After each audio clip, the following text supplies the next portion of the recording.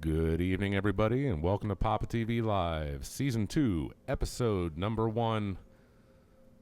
Greetings from Pittsburgh, Pennsylvania. My name's John Replogo. I'm here in the booth with Fred Cochran to my left, and on the right is Doug Polka running the controls. Good evening.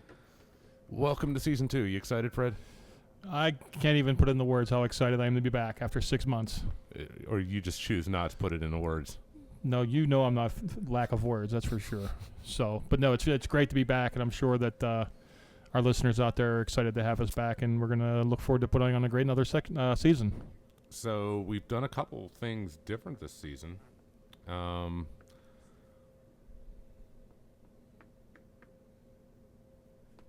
we are actually doing something.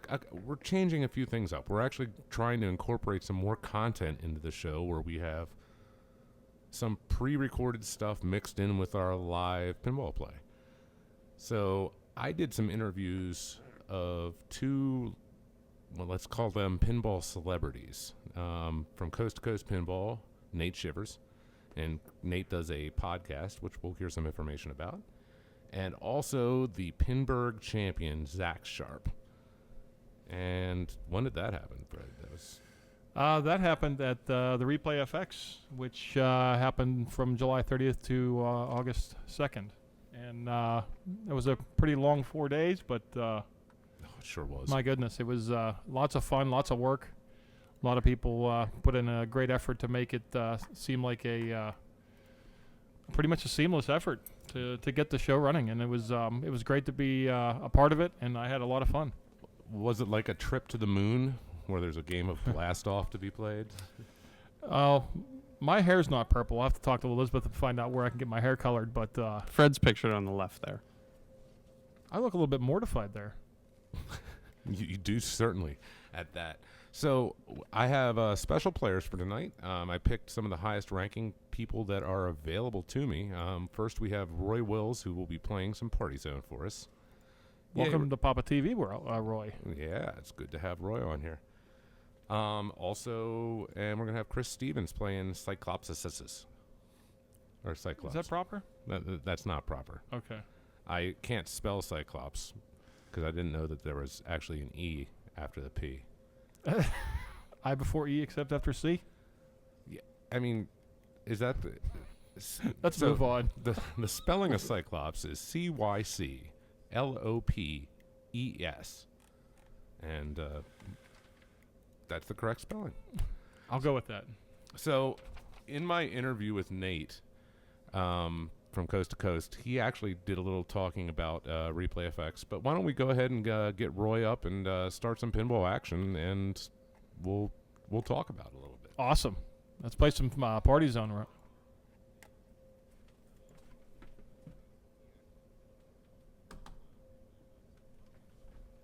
Somebody's got to wake Roy up first.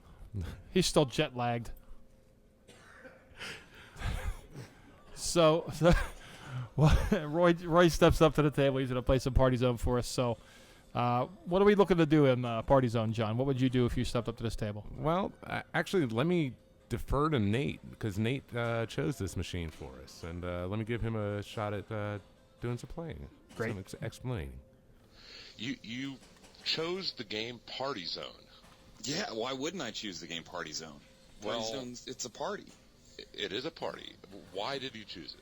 So when you asked me to choose a game, I didn't want to say like Metallica or Iron Man or something. I thought, what's a game that I can actually speak to a little bit intelligently and might be a little under the radar? And Party Zone is that. It's one of those really early DMD games that I think gets a little bit lost because the rules maybe aren't quite as deep as some. But it's still a lot of fun, and I played it at Replay FX in one of the Pinburg banks, and I was like, I forgot how much I sort of love this game. And why do you love it? It has very different feeling shots. I love that shot off the end of the left flipper that's like the four different collect prizes over there. I think that's a great shot. I love the music, as cheesy as it is. I used to hate Captain Bizarre and his sort of over the top, dude. And I kind of grew to love it. When I heard it again, it brought back like my innocent early days of pinball before I had 190 episodes of my podcast tucked away, and my jaded self. Myself, I didn't play Party Zone until well later in life. I remember Dr. Dude, and, obviously they're in the same vein. But Party Zone was the one I was like, hey, this is sort of similar to Dr. Dude. Oh, it's supposed to be. So. Yeah, you get the party monsters, the party dudes, and the party, I'm forgetting one group of party people. But it's just everything that's party. It's sort of Elvira and the Party Monsters. Oh, that's it. It's Party Monsters, of course. So, what's your strategy when you walk up to this game? Well, at Pinburg, I got so lucky because we were supposed to play, I believe, I want to say it was a modern DMD game, and I don't recall what it was, and it broke. So they walked us over to the backup games. And I was getting crushed in this group, and they picked Party Zone, and I was the fourth player because I had been getting crushed in the group, and saw everybody just continuously trying to shoot the rocket ship, because that's sort of the common thought, is just shoot the rocket ship. Sure. And that's a great strategy if you have that shot dialed in, but when you're cold on this game at Pinburg and you start bricking that shot, it's tough. So I just immediately kept sending it up into the cottage, because when I'm playing Party Zone, I like to get up into the cottage and hear the great call-outs like, your hands are cold, and all those things. And just kept doing that for, fewer points, but something I knew I could hit pretty consistently, shoot up into the bumpers, and I ended up walking away with the win on Party Zone with my just cottage all-day shot. And that was my basic strategy. But, yeah, I mean, in general, I think it's, shoot the rocket, and don't forget your EAT letters. When you get EAT going, there's a lot of points to be had there eventually. The way out of control shot eventually, I believe, lights 10 times playfield. Right. And that is, if you can hit the shot, which is a tough shot, if you can get that going and then get it up into the pop bumpers, that's a great route to get to points. So, how do you feel about that, Fred? Do you think Nate's right on his advice to players in a tournament setting? In a tournament setting, I think he had some good points with feeling comfortable with the shot, because it is tight. And we were playing with the game yesterday, and for the first couple games that I played, I couldn't hit it. But then once I got dialed in, I had it up to 10 million. So I think he's right on that one. Well, so Nate was actually suggesting that we shoot the rocket shot. The rocket shot on Party Zone is the left ramp over and over again. So the values on that, if you're watching Roy play right now, that starts at 100,000 points, and it goes up from there. Now, what you were talking about, Fred, that's something else different, isn't that you're talking about? For some reason, I'm not as familiar with the game as some might be, but I was assuming that the rocket shot was the progressive millions. And I know the ramp on the left will get that way as well by hitting it repeatedly.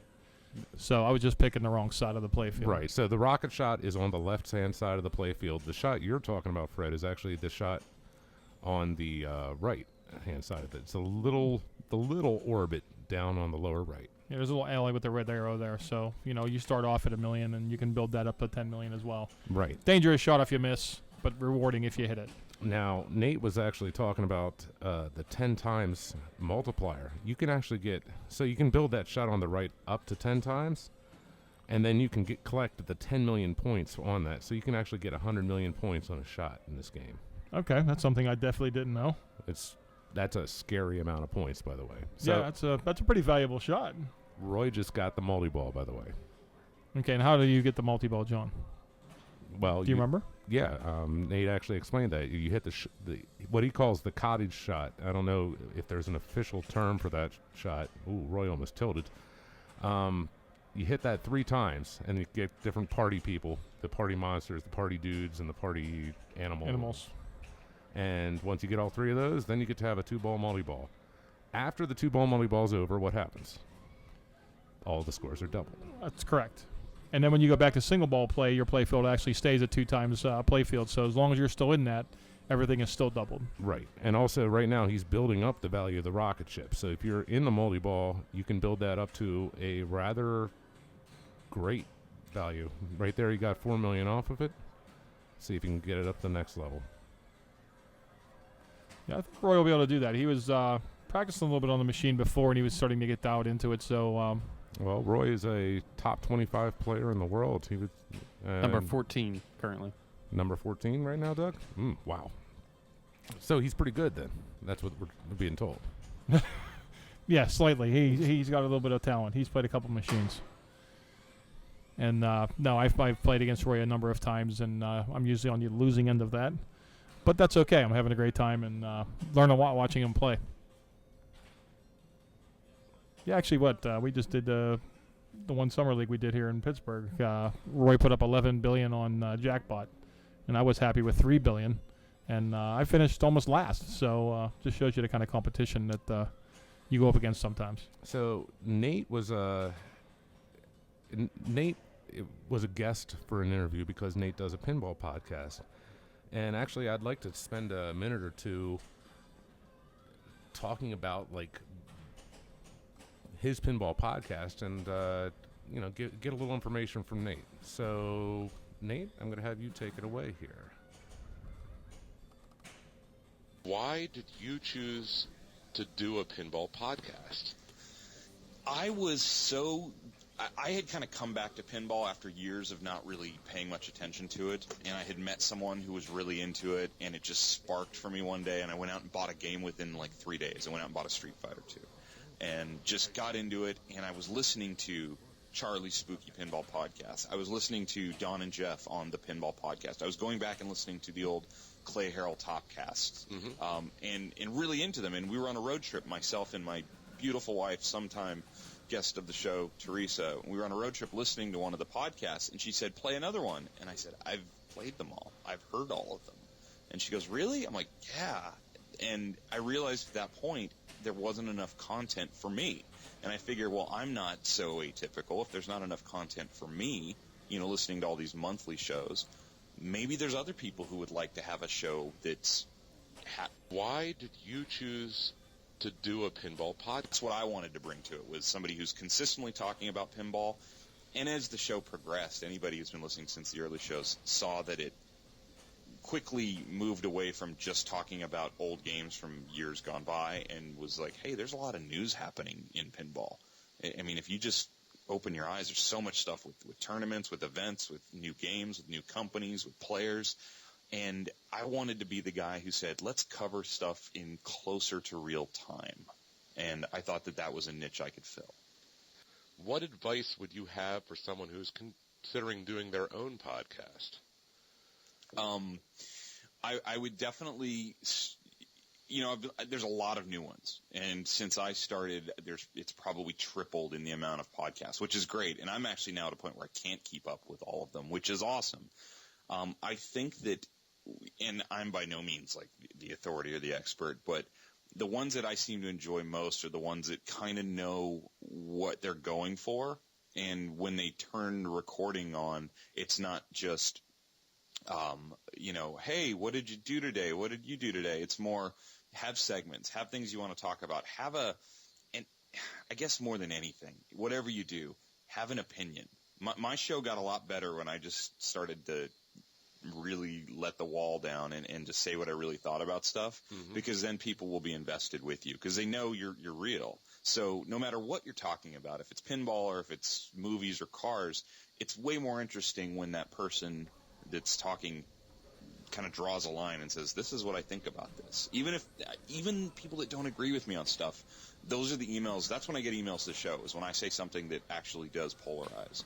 So I like to hear people talk about pinball with, different takes than I do, and I love to hear their actual opinions on whatever it might be, whether it's a game or an event or a player or something like that.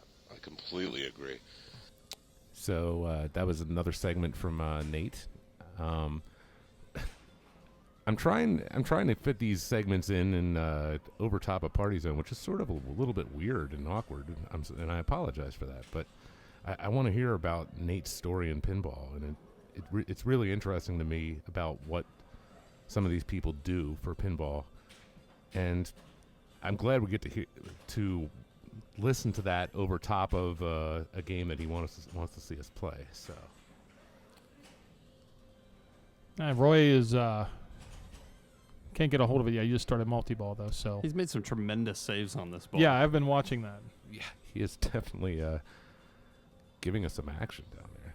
Yeah, it's definitely keeping him on his toes. I know, because I've played this game before, I was struggling to make some shots, so I definitely would rather have the professionals up there doing it. So here we go. It's time for happy hour.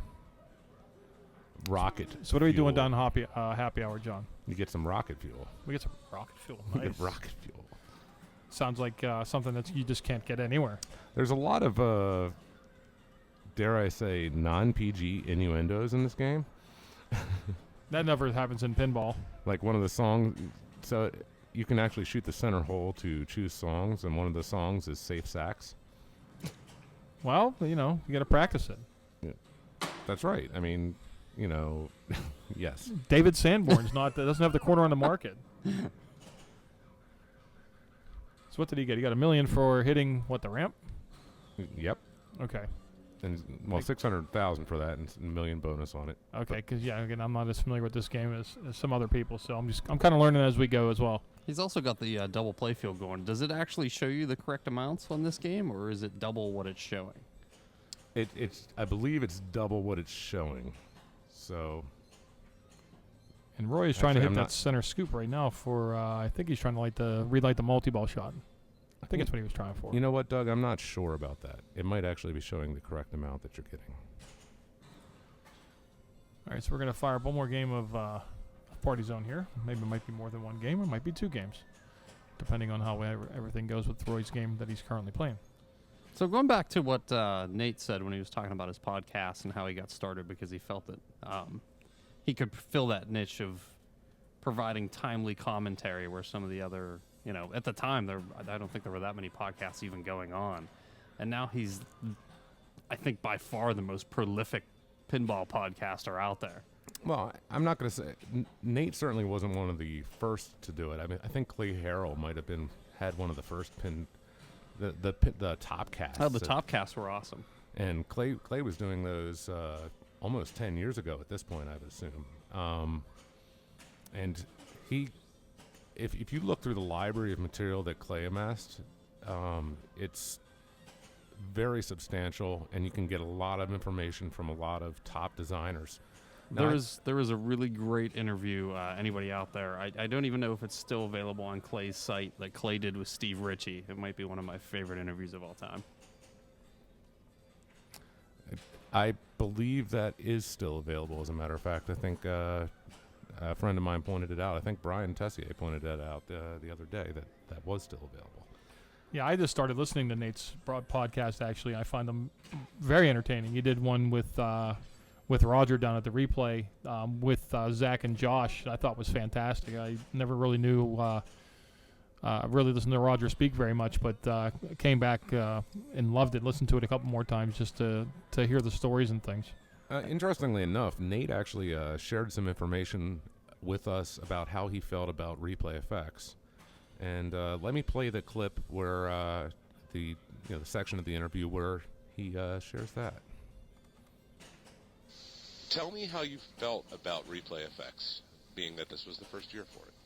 Replay effects. So I went in, I'm a visual person. I think I talked with Josh Sharp about this going in, is how we like to both visualize things. Mm-hmm. And I did it in sports when I played sports back in the day. I used to do it when I played in bands with shows coming up. I would try and visualize the show.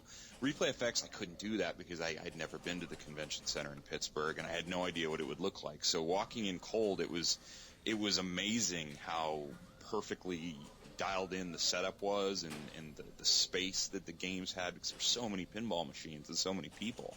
So it was really overwhelming at first, and my early banks on Pinburg kind of showed that I was, clearly not comfortable. But as I dialed it in, I thought both the entirety of Replay FX and the show was way beyond my expectations, and the efficiency that Pinburg was run with was mind-boggling. How smooth it went, how much fun it ended up being. You had this big giant match play tournament that just ran on time. Everything was where it should be, and I had more fun playing in Pinburg than I've had at any other tournament I've ever played in That's not hyperbole. That is just fact. Well, let's talk about that. So why do you think that is? It crosses a great couple things in pinball. So I love competition in pinball. It's something I shied away from early on when I was just sort of buying and flipping games at home, because I never thought I was that great of a player, so I didn't want to go out and lose. I like to win. But as I started going out and playing, I realized how much fun the tenseness of a competition can be. But I still love playing pinball with just other people and just kind of playing, groups of 4, playing for $1 or whatever. In a casual setting, and Pinburg kind of crosses that because you meet all these people, a different group of 3 other people every couple hours, and it's social. You can't help but be social, and you're talking about the games, and it's pinball people are generally friendly, and then it's still this big competition with tons of strategy, and you're trying to figure out where you're going to fall and what points you need, and then it's multi-day. It just plays into all the things that I really love about sports and pinball. And I can't tell you how much I'm already thinking about next year and how much fun I had this year, and I can't wait to do it again. So, meanwhile, while we're listening to Nate there, Roy is getting obliterated on Party Zone. His multi-ball lasted about 8 seconds, which, that's rough. I want to mention something, that all the interviews that I recorded for this are available in their entirety on the Papa Facebook page. You can actually get the file there to listen to a much longer interview with Nate and a much longer interview with Zach than the clips I'll be playing tonight. So a question from the chat room came up, and that was, how does the ball save work on this game? And do either of you guys know? I do not. I don't either. Okay, so I believe, and once again, when I say stuff like that, that means take it with a grain of salt, because I might be lying. Say it with more authority, John. Everyone will believe you. You're not lying. You're just not as informed as maybe you hoped you would be. I believe that it sort of acts like a 3-switch rule. If you don't get 3 switches on this machine, it's going to give you 1 free ball save. Interestingly enough, even after you get the ball save, you can still get the skill shot. So if you soft plunge and you let it drain, you can take another shot at the skill shot. And Roy just got an up and down. Ooh, and then a rough outlane drain. Well, you can't get anything for free here, John, so. There's nothing for free. There's nothing for free in pinball. You can feel really good 1 second and then be like, oh, that just happened. Right now, Roy is up to 22 million points, which is actually a very respectable Party Zone score. And the shot that he's shooting for on the right side there is, it carries over from ball to ball, so it's not like it resets back to 1 million. It continues to grow as you shoot it, for all 3 balls during the game. And I think that's actually a setting that can be set on the game, whether or not it's going to do that. Doug, do we have any questions from the chat room? No, it's pretty much just general chat amongst the people in the chat room. Well, hello, chat room. If you have any questions for us here, make sure you speak up, because that is part of our mission statement. And welcome back, chat room. It's great to have you guys back. And again, thanks for supporting PAPAtv. Yeah. So what events do we have coming up also? Doug Polka has that list. So this weekend, actually, up in Cleveland, if you're in the Cleveland area, or even it's worth a trip, I'm sure, if you're a couple hours away, from September 10th to the 12th, which is starting tomorrow, is the Cleveland Pinball Show, which is actually in Independence, Ohio, just outside of Cleveland. The gentleman who runs the Kid Force Pinball League, Don Johnson, is part of the people running that show. So I know a lot of people from Pittsburgh are headed up that way, and probably a lot of people from the Midwest for the tournament. And it's arcade games, pinball machines, all you can play on free play. Awesome. And a big pinball tournament, which I'm hoping to go play in for a change. You get to enjoy a tournament playing, actually, John. I'm looking forward to this Pretty very awesome. much. And some other things locally, we're really excited about the Pittsburgh Pinball League starting up next Thursday. So if you're in the Pittsburgh area, by all means, hit us up on our Facebook page or coinball.com. Come and visit us. We actually get to play at the Papa facility, so we're spoiled in that regard, but it's a definite benefit for joining the PPL. Something else coming up in October, Carl D'Angelo reminded us of Pinball at the Lake, which is October 10th through 11th. It's a match play tournament with a limited number of entrants, and if you'd like to get in on that one, it's iepinball.com /PAT1 will get you in there, or PATL. I'm sorry, I can't read my own writing. And we also have, I think our next Papa Circuit broadcast is going to be at Expo. Is that correct, Doug? Granddaddy of them all, Pinball Expo, from Chicago. October 14th through 18th. And we will be there broadcasting as we do each year, Yeah. and partaking in the tournament obviously as well, and taking in a great show. I've been there the last 3 years. It's been phenomenal. I'm looking forward to it again. You can come actually meet Papa John and Papa Fred in person. Oh my God. Don't discourage people from coming to the show, Doug. You know, we want them to actually go out and experience pinball, please. Yes. No, that's always an interesting tournament. An Expo, of course, is the granddaddy of all pinball shows. It's a sight not to be missed. The special thing about Expo is in the Chicago area, which might be considered the heartland of all pinball in the world. You know, there were so many manufacturers that existed in Chicago for so long, and a lot of the designers are still from that area. And there's Whirly Ball. And there's Whirly Ball. There is Whirly Ball. We Oh. actually have a question from the chat room. All right. Go ahead. Something changing direction a little bit. People want to know how you feel about the new IFPA 5.2 rules that will take effect in 2016. So Nate gave some advice during his interview, which is to always have an opinion. And while that might be really great advice, sometimes I choose not to say anything just to preserve my sanity. You know, on my end, I haven't read them, so I don't want to speak out of turn or misinterpret anything. John is laughing over here. Now, Doug knows what the rules are pretty well, isn't that right? So I run a lot of tournaments, a lot of local tournaments, and people, they complain about Whopper changes because they care. It's actually good that people care enough to bother to complain about the changes. And everybody tries to craft their tournament around getting maximum value for their players.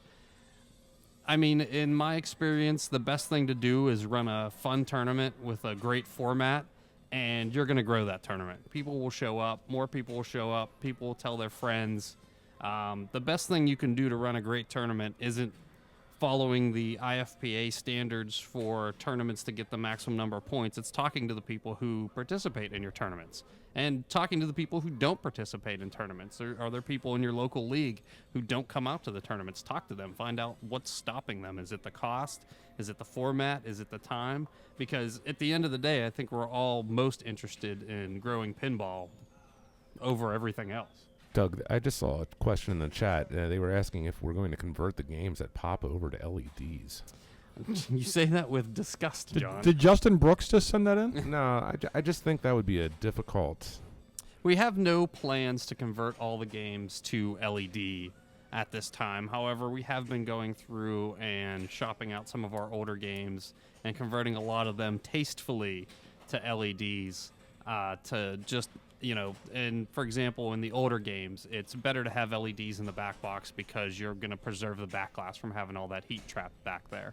And honestly, we have a collection now of over 500 pinball machines, and really there's only one tech who works here, with any semblance of full time. So LEDs are a little bit easier for him to maintain. It's a lot easier on us when we're getting ready for a tournament and not having to go around and replace a couple hundred light bulbs.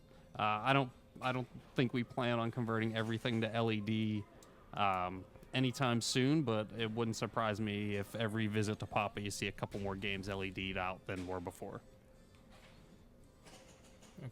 So, actually, it looks like we're going to probably make this Roy's last game on Party Zone. I want to leave with some information for Nate Shivers. I gave Nate the final word during the interview, and it was a really nice little segment, so I'm going to give that a play here. I do have a traditional website. It's coasttocoastpinball.com, and I always use the number 2 when we say coast to coast, so coasttocoastpinball.com. It's on Facebook. You can easily find it on Facebook. Every new episode gets posted on Pinside if you're a Pinside member. It won't be too hard to find. But if you go to iTunes, if you're an iTunes user and you search in podcasts for Pinball, I'll come up in there somewhere.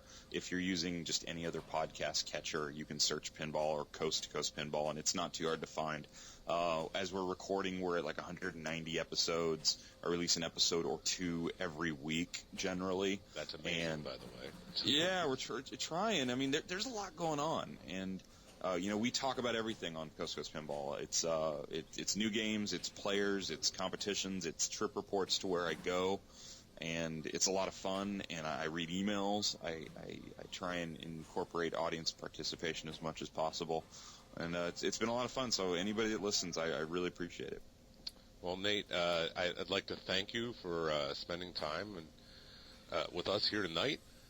I'll leave you with the final word. Is there anything you'd like to say about pinball?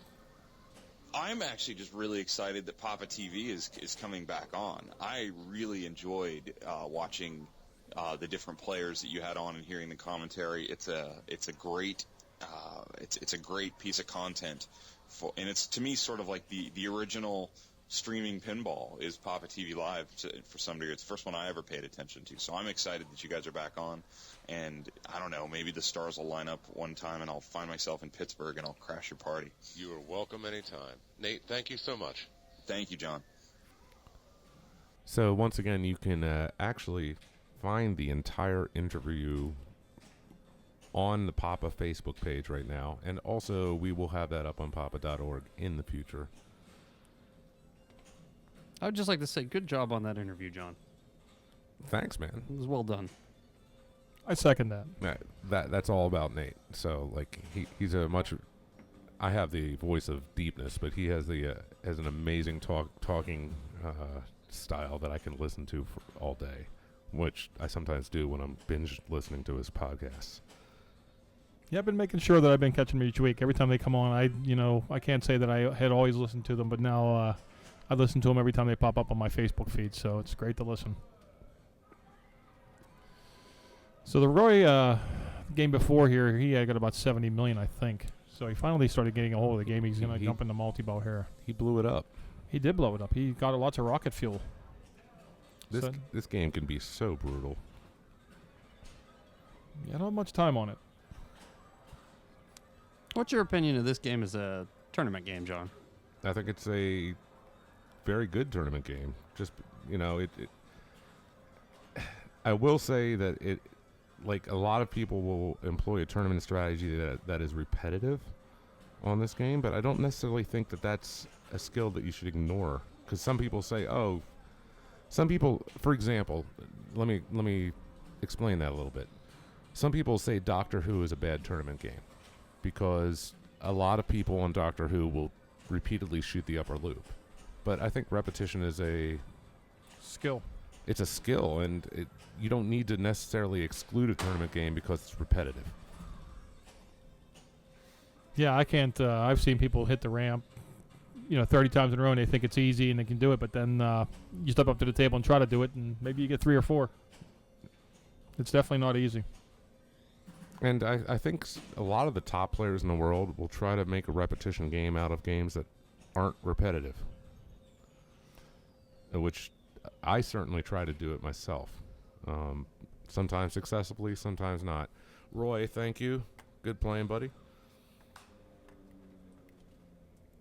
All right, we're wrapping up Party Zone, and we're going to move on to Cyclops.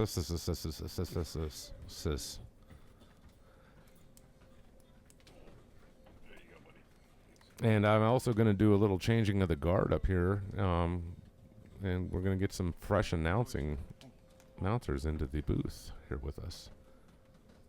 Because at this point, you have to be tired of hearing us talk. And if you're tired of hearing me talk, I'm sorry. Too bad. You get to keep me for the whole episode tonight. This is John's show. We don't get rid of him. Well, I guess you could.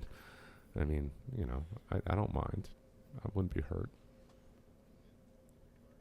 So, anyways. I just want to point out that nobody in the chat room stepped up in defense of you there, John. None of them are your friends. Give them time. there is a little bit of a delay between our broadcast and when they see it. So Please welcome to the booth, Brian Tessier. Yay, Brian. hey guys, good to be working with you again. And Chris, are you ready to play some Cyclops? Playing Cyclopses.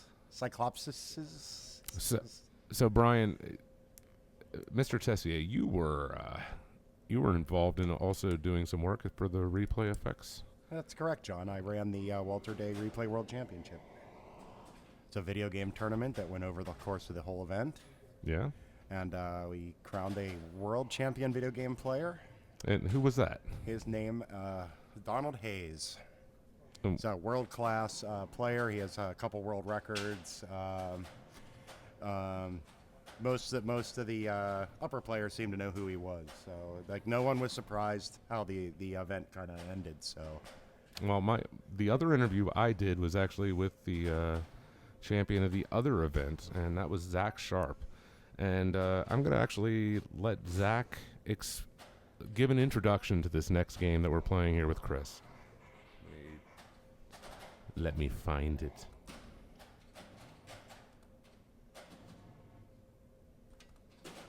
I see that you chose Cyclops as the machine for us to play while you were being interviewed.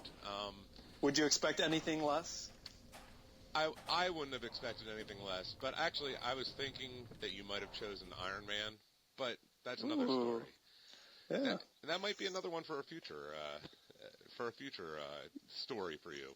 You know what, though? I had to pick the game that Josh and I have a plaque on from the Papa Kickstarter, the PAPAtv Kickstarter. So it's our little tip of the hat. Well, why do you guys have a plaque on Cyclops? Because it is our favorite game. We're not biased at all, but for those that haven't heard the story a million times, our father designed that game. He's actually on the back glass, and so is our mother, who is kind of half naked with her butt hanging out. Minus that embarrassing story. The game is just fun. It's literally impossible to beat. I think if you took the glass off and you tried to reach whatever you want to call, if you want to call it the wizard mode, it would take a while. Well, okay, let's talk about the strategy on the game a little bit. How do you reach the wizard mode on Cyclops? Well, I guess it's two ways you can tackle the game. But if you look at the playfield, you kind of have your main bonus grid on the middle of the playfield. But on the right-hand side is what's called monster bonus. To me, that's kind of the deep part of the rule set. So there's two sets of drop targets. On the left side, it's part of the word Cyclops. It's the first four letters, so CYCL. And then on the top right side, there's another four set of drop targets, and that finishes that word OPES. But when you knock down a set of drop targets, there's a set of four spot targets. And without taking off my glass and not knocking down the targets, I believe it says monsters, but I don't quote me on that. But after you have completed dual sets, so the left side is coordinated with this blue color. If you knock down all four drops and all four spot targets, it lights this blue arrow in the middle of the playfield where there's like a middle spot target. And if you do the same on the yellows, where if you knock all the drops and all the spot targets, it lights the yellow. When you get both of them lit, it will light what's called the monster bonus. So if you hit that middle spot target, you get your first monster bonus. So if you stay with me right there, I think the grid fills up, I think up to 12 times, because it goes from 40, 80, 120, 160, 200, but then the 200 would stay lit, and then it would do the 40, 80, 120. Does that make sense? Sure, It kind of absolutely. adds upon itself. Until you can fill everything up. Until you can fill everything up. I think the most I've gotten in a game was maybe 6 or maybe 6. It's extremely difficult. How would you Yes. play this game in a competition setting? Easy. Competition, I'm going for multi-ball straight off the bat. And that's kind of your strategy if you're playing for fun too, because in order to even go for your monster bonus, you're going to be shooting the drop targets. So depending on the settings, and I don't know how it is at Papa, if you complete one set of drops, it lights this top scoop hole for multi-ball. Sometimes the game is set to where you need to complete both sets of drops to light the lock. And there's kind of like a dual purpose. When you complete a full set of drop targets, there's 2 spinners on the game. When you complete the blue drop targets, it lights the left spinner for, I believe, 2,000. And then the same on the right side. If you complete the yellow drops, it lights the right spinner. When you get into multi-ball, you get 2x playfield scoring. So when you're in multi-ball, it's spinner all day. Both, whatever you can get your shots at, you want to shoot either spinner. What makes the game really fun and challenging is my dad was always influenced and liked placing like a pop bumper right by your flipper. Oh, yes. So on the left side, he is very cruel. Not only is there a pop bumper right by the flipper, there's actually a little gap. When you look at it, it's like, a ball's never going to fall through there. I can nudge it out. Sometimes that jet bumper will just rocket a ball down, and there's nothing you can do about it. So, what about I know there's a trick where you can try to just shoot the spinner from the upper left flipper over and over again on this game. Yes. It's really hard to set up, but sometimes if a ball kind of caroms over to the upper left flipper, you can kind of do this little nifty trick where if you early flip it, as opposed to shooting for those top sets of drop targets, you can kind of keep choking the ball back up the left and like make the spinner, give you points. The only danger with that, besides, being a little cute and greedy, is sometimes the ball will come down kind of like a slow carom, and if you miss the flipper, it's like primed to go right down the middle. Sort of like it just did for Chris right there. It went right down the middle. So, gosh, that was a lot of information from Zach. That was more about Cyclops than I knew from the hours of play beforehand. So, yeah, that was... You look at Cyclops and you say, this is a simple game. There's not a whole lot to it. But that's not true, is it? No, not at all.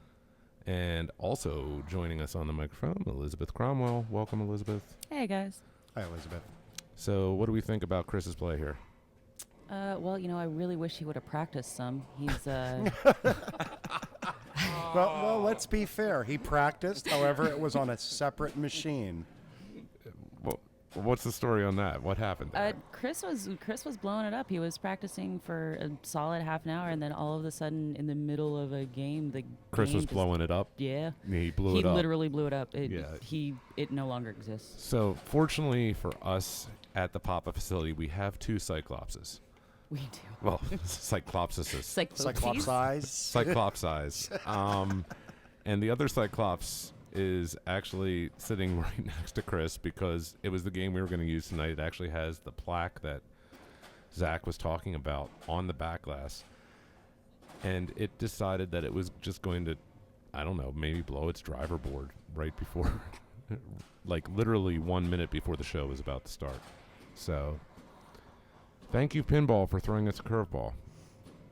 What could possibly go wrong? Everything's smooth and no problems here.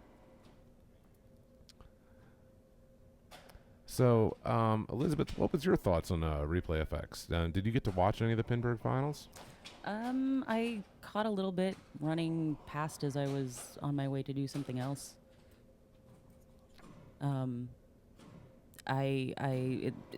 FX as a whole went off really well. This is one of the first times of a Papa event that I woke up on Monday morning and I wasn't exhausted. I felt like everything had gone so well and that I was getting at least a few hours of sleep every night. Everybody seemed to be enjoying themselves. There weren't a lot of problems from our end. There weren't a lot of problems from the Pinburg end, from what I understand. Everybody seemed to enjoy themselves, and that makes those of us that work these events enjoy it all that much more. I mean, so how many players were in Pinburg? There was 650, was it? That the final count? 629, Doug says. So 629 people played in this event. Is that sort of an endorsement of the tournament format? What do you think, Brian? I think the format definitely allows that number of players and encourages that number of players. Everyone seems to be on the match play kick right now. It is a very popular tournament. If I wasn't, helping with the event itself, I would have been playing in Pinburg. But it's very hard to pass up the opportunity to assist running an event like this. So, actually, during the interview with Zach, I asked him what he thought was the best tournament format, and let's listen to what Zach had to say there. So, Zach, I have another question for you. Yes. What is your favorite pinball tournament format? Ooh, another great question. I would say definitely match play. I mean, when I do good, bad, it doesn't matter. I love situational play. And, when you get to the herb or the pump and dump tournaments where you're just playing by yourself, trying to put up a qualifying score, to me that's work. Like, I don't have fun wasting my time waiting in line, trying to qualify, and worrying about that. Like, I love just playing against people. And that's the essence of pinball to me, is playing head-to-head or in a group and trying to beat your score. I agree with you on that. I think having a weird decision to make as opposed to the standard, I want to get a high score decision, is much more interesting. And just like the nerves of going like back and forth, like just how the story arc of a match or game can go. I love it. I mean, I'm a big sports fan, so, I kind of love the swings and momentum and just that feeling and vibe that goes along with it. So, while Zach was talking about that, we saw Chris doing some of that upper flipper action there. Yeah, that looks like it's some fast flipping up there. And I really do agree with Zach, what Zach said, that I believe that match play is like the ultimate pinball format, because it's not just about getting a particular high score, although that's cool too, but match play forces you to do something maybe dumb. An example of that I know of is I remember Bowen was shooting for grave targets on Addams Family, which during a Papa finals, and who shoots for grave targets? It's like shooting for Meg. Nobody does that. I was just passed a note that Eden Stam is currently attempting to break a Guinness World Record. He is actually Eden Stam is from the West Coast, and he is playing on Twilight Zone, and right now he is trying to break the world record for time endurance playing pinball. Which What is the world record? What is he trying to break? Is it 20? I think it's around 26 hours, John. I thought it was 28, but I look, I might be wrong on that. But if both of us are saying that, we might be in the right ballpark. Yeah, and that's an incredible feat to even consider. I can't even stand for, more than 3 hours, let alone. Now, I remember for charity, Lonnie last year at Expo he played Mustang for, I want to say it was 40 hours. Wow. Don't quote me on that. I could be incorrect. But now that wasn't an attempt at a world record by any means. But well, depending on the game, 4 hours might seem like 40. Well, Mustang is a fine game. Mustang is a great game. I don't think the code was actually updated at that point, so it might not have been that fine of a game at that point. But, I mean, actually, I got another question. If you were playing TV on or pinball, I should say, on PAPAtv Live, would you be nervous at all playing? Brian? Well, being that I have some experience with that, yeah, absolutely. Every time I step up there under the cameras, I'm a little nervous. You think about it, but, at the same time, you're there to just play the pinball machine. So, once you kind of get started into a game, for me at least, I forget that the cameras are there. So, Elizabeth? I don't know. I want to say that I wouldn't because I'm super not competitive at all. Like, I just kind of step up, and my whole goal is to not drain. Very rarely am I aiming for. I'm aiming for everything. Very rarely do I hit anything. And I can't imagine that would change just because I was on camera. So let me ask you a different question then. What if you were playing a pinball game for $15,000? Would that make you nervous? Oh, that is super intimidating. Yeah. Yeah, that's intimidating. That's a lot of dollars. So, like, if you were playing the final game of Pinburg and you had one game on, let's just hypothetically say, Iron Man. I knew you were going to say that, John. Yeah, I wouldn't even be able to hit the flipper buttons. But let's hear how Zach responded when I asked him how he felt about playing in a high pressure situation. So you got to play a single game of Iron Man after you and Raymond Davidson tied. And that game of Iron Man ended up being for $15,000. I mean, $15,000 for first place and $7,500 for second place. How stressful was it to play a game for that much money? Honestly, I've played in so many different situations and so many different stakes that I know it sounds very cliche of, being in the moment, but to me it's just always playing pinball. It's, hopefully hitting my shots and letting, everything else do the work. It's no different. So it's no different than any other tournament game for you at this point. I would say I had the same level of nerves that I had playing Josh in the finals of our league 2 weeks prior. Okay, PAPAtv audience, do you believe Zach was just telling me the truth? If he was, he is immune. Cool as ice. Cool as complete ice, man.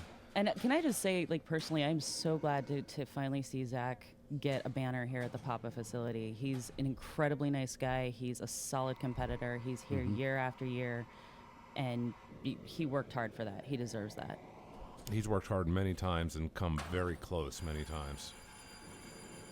There's a skillful plunge by Chris. He plunged hard, and it banked right into the lock shot there, John. And I heard the fries were done.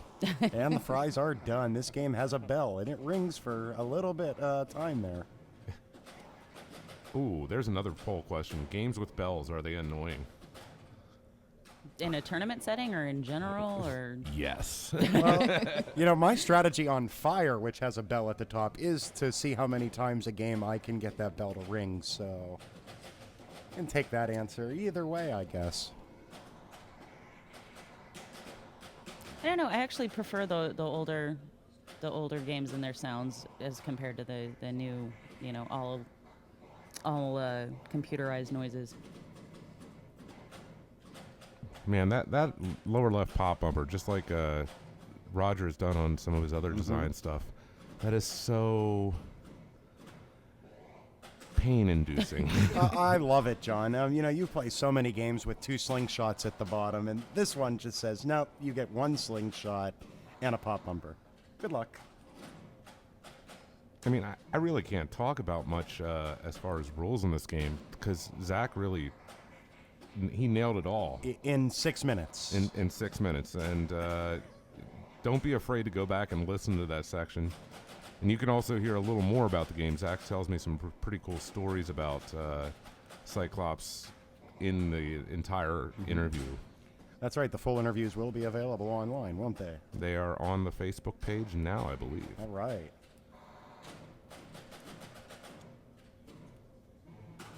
Chris ends the multi-ball, but he had a good one there. Yeah, he's 958,000 points during the multi-ball. He'll get that at the end of the ball. Provided he doesn't tilt, of course. I was just going to say that.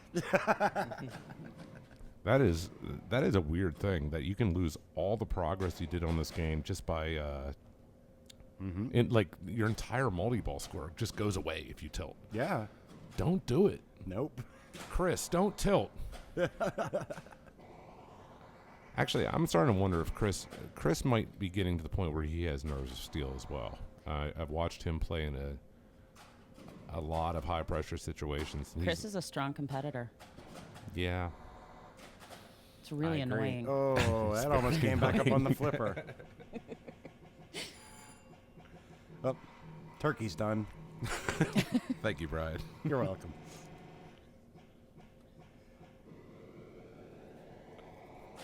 All right, Chris, give it another shot. See if you can get that 4.6 million points. I'd like to that we're point looking out for. that his score was just over 500,000 when he lost that ball, and now he's at 1.9 million. So, Yeah, that's a heck of a bonus. so his end of ball bonus, which we had multipliers, and his multi-ball bonus really bumped up his score there. Elizabeth, do we have any questions coming in for on the chat room? Let's see. Brian Dye wants to know if PAPAtv is worth whoppers. No, Are you sure? Not even under 5'2"? Okay. no. Okay, I wasn't going to go there, but let's go there. So, is the world a better place with Whopper points involved? But so, Nate said, don't be afraid to, express an opinion or ask tough questions. Mm-hmm. Is the world a better place with Whopper points? I think that with anything that's competitive, you have to have a ranking system, and I think that Whoppers and the IFPA are doing a great job with what they're doing. They see a problem and they write new rules to fix it. But the simple fact of the matter is that you're never going to make everybody happy. Never. No, you're never going to make everybody get happy. I just wonder if tournament pinball is quite as pure as it once was. I mean, it's certainly bigger because of the WPPR rankings, but is it quite as pure as it was? Because now people go to events and they're very interested in what they're going to get as far as Whopper points. Yeah, some people even ask that question before they even go to an event. They want to know what the estimated Whopper value of a tournament's going to be. I see posts online all the time about asking that question. So I guess it is a thing. At some point, pinball stopped becoming competitive and Whoppers started becoming competitive, and there's something to be said about that, but I kind of wish people would get back into being competitive about pinball and not competitive about their ranking. Mm-hmm. I just like to play. If I get rewarded with Whoppers as a result of that, that's awesome. I don't know. I got to say, I'm not immune to. I occasionally log on to the IFPA to see where my ranking is. I'm not 100% immune to ranking mania. It's not. I don't think it's an easy yes or no question either way, but I say the purity has suffered a little bit, but the player base has grown so much and interest in it has. So Yeah. I think it might actually be a really large net positive for that simple fact. Mm-hmm. And with all these people, we're going to get a lot more, interesting personalities, people we didn't know before who decided to start playing pinball. So if you're looking at the back glass on Cyclops, and I know we can't show it to our audience that well, but there's two Cyclopses Cyclopses, yes. that are looking at you, and I'd like to just mention that they're scary. Their eye follows you wherever you Their go. it's got its eye on me. That game does have its eye on you, John. So, all in all, though, I was really proud of Zach for winning also, just like you said, Elizabeth. And I don't know if you guys knew it or not, and he's not afraid of me sharing it, but he is getting married in 2 weeks. Oh, wow. That's super exciting. Him and Crystal Lee. And, Congratulations, guys. And so I'm really happy for them. A $15,000 payday goes a long way to paying for a wedding. Actually, it doesn't these days. That's sort of a scary thing. But it might help with the cost of going on honeymoon. So Yeah, there's that. And so, all in all, Zach is having a great year. And let me play the final clip I have of Zach here tonight. And it gives Zach's final thoughts. Zach, congratulations on winning Pinburg. Thank you. Congratulations on getting married. Congratulations on all the wonderful things that are happening in your life right now. Thank you, sir. And I'd say it's best year ever, so I'll take it. It seems like it's going to be a great year for you. And thank you very much for appearing on PAPAtv Live. Yeah, and thank you, and safe travels. I know you guys are going to be bringing my cup here in October, so I can't wait to pick it up again. I will drive that to Chicago for you, sir. Fantastic. Have a great night, Zach. All right, you too. So I'd just like to say thank you to Nate Shivers and Zach Sharp for doing the recorded content with me that I have chopped into itty-bitty little pieces and destroyed for the use of PAPAtv Live. You can hear the unedited interviews, whether you want to or not. Is there like a voice-off between you and Nate? Like, who has the better podcasting voice? Ooh. We should That's put up a- a poll. Maybe I'll put up a Yeah. poll. I think we could do that. Yeah. Nate is a much better talker than I am. I sing Barry White. I better have the better podcasting voice. Biscuits are ready. I don't know. Is Chris just going to keep playing until he also breaks this one? I don't know. I think this is going to be the final game for Chris, though, and we're going to wrap up our Season 2 opener after Everybody this game. out of the pool. Oh, Chris, I didn't say you had to stop right then. And so this is your last chance. If you have any questions in the chat room, shoot them at us. I don't care how crazy it is. I might just not answer it, though.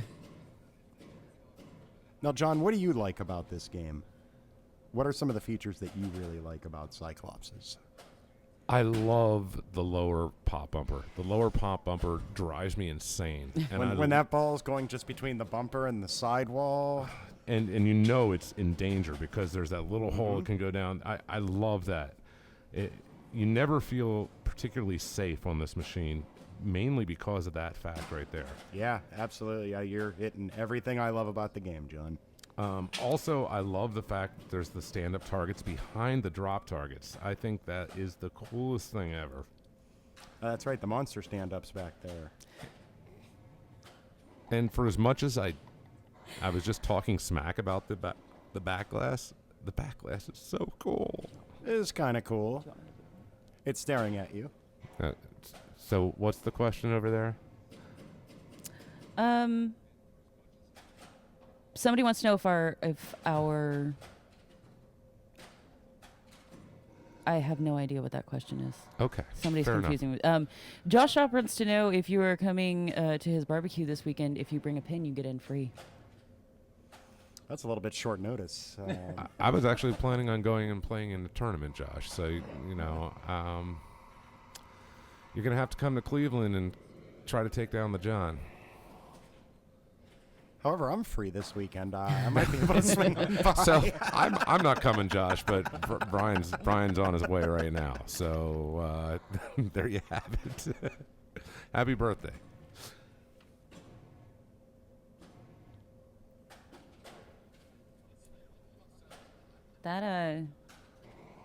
Wow. I'd like to mention that the average score people get on Cyclops is less than 100,000 points. Yeah. So just to give an idea of the quality of the game Chris is having. So we have another Almost in question. Do Yeah. we use Black Hole for competitions here at Papa? Yeah. I've seen Black Doug Hole says in we ranks have. before. Do you know the last tournament we used it in, Doug? It wasn't in Pembroke this year. Yeah, he says it wasn't in Pinburg this year. I would which assu- is the extent of his memory. So Black Hole is a notorious game for not holding up. I mean, Doug, would you use that in like a final situation, do you think? Yeah, Doug's rubbing his hands together and praying to God because that's Or probably... he's, evil machination hands. Oh, that might be evil machination hands. But the whole point is Black Hole likes to have problems at key times, apparently just like Cyclops does, like right before a broadcast. Do we have two of those? Could we back that up if we needed to? I don't know that answer, Doug. Yes, Doug we says do. yes. We have 2 black holes, and they circle each other. And it's an astronomical event. And curiously enough, they're both broken right now. And they are both in the center of the universe. And it looks like when we weren't watching, Chris started another game. You know, at this point, he's just gonna keep going until we unplug it. That's fine. Hey, Chris, this is your last game. Chris isn't listening to me. No. He's in the zone, He's in the zone. as they say. So a shout out to Jack Danger, who runs a pinball webcast, and he pointed some people over to us tonight. So thank you for that. We appreciate it. Mm-hmm. And a shout out to all the people who make PAPAtv Live happen. I don't want to list all of your names because I'll miss somebody, and then I'd be very unhappy. So. But you all know who you are, and we thank you. Also, one final thing I want to mention. Do you want to ask? PAPAtv is a product of the Replay Foundation, and if you want to make a donation, you can go to papa.org/donate, and you can give money to the Replay Foundation, and it will be used for promoting pinball. And is there anything else it promotes, Elizabeth? Help me. Stuff Yeah. with the. Well, I mean, at this point, we're doing arcade games and we're doing, pinball, and Doug's furiously writing something. There's pinball stuff. Oh yes, Arcade games. hopefully there's something coming up in the next few months where we'll be able to kind of put our games and our name out there a little bit in the city at one of our fabulous museums around here. So when we have more details on that, we would be happy to share them. But yeah, the donations go to keep this place running and keep this place alive, and we need your donations to do that.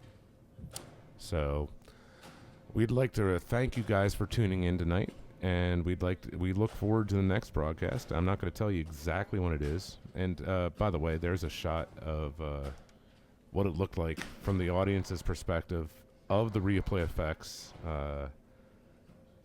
event, looking at Zach holding up the cup after he just won. That is such a great picture. It is. There's even some better pictures out there of that event. So we'd like to thank you guys for tuning in with us. And from all the crew here at PAPAtv Live, happy flipping. Good night.